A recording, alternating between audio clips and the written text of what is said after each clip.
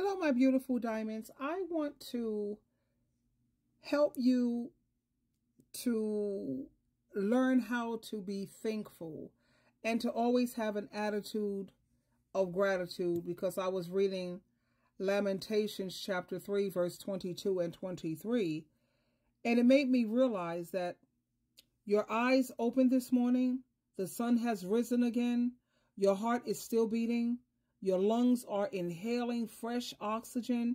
You are here. You are alive. And your life has so much value. But this infractured world that we live in, it tries to beat us down, which can feel very consuming, all-consuming. Our relationships are far from perfect. Our desires are bent towards selfishness. And sometimes the everyday grind can feel like it's too much for us. The author of Lamentations, traditionally identified, is Jeremiah, is known as the weeping prophet, constantly undone because of the heartbreaking sin of his people and their open disregard for their creator. Now, this book of Lamentations is full of grief and distress and lament. But still, he confidently writes, he can see something confident, as you'll notice in Lamentations 3, verse 21 and 23. And he says, "But this I call to mind, and therefore this is what keeps him with hope.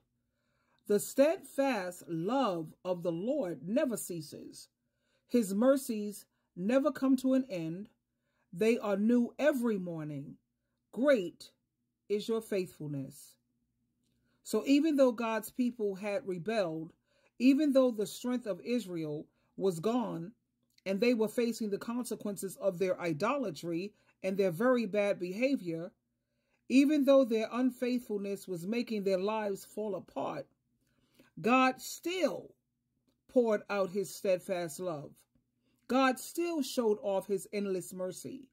God still lavished his people with his constant faithfulness. This is why they were not consumed and overwhelmed. And this is why we also today have hope. If you've run from God and Jesus Christ, ignored his good design, disregarded his warnings, purposely rebelled against him, or simply chose to forget his existence altogether, it's not too late for you to turn back. God doesn't ignore those who come to him. He doesn't dismiss those with a humble and a repentant heart. He is patiently and faithfully waiting for those who will return to him. So always remember that. And I wanted to share that with you this morning because I want you to keep your spirits lifted, and I don't want you to worry and suffer from anxiety.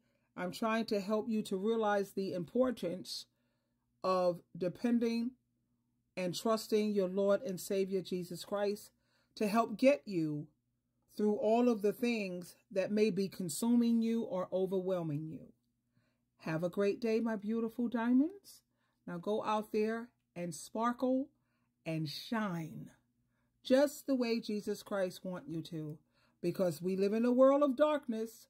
So we who are on God and Christ's team, we have to be the light in this dark, dark world.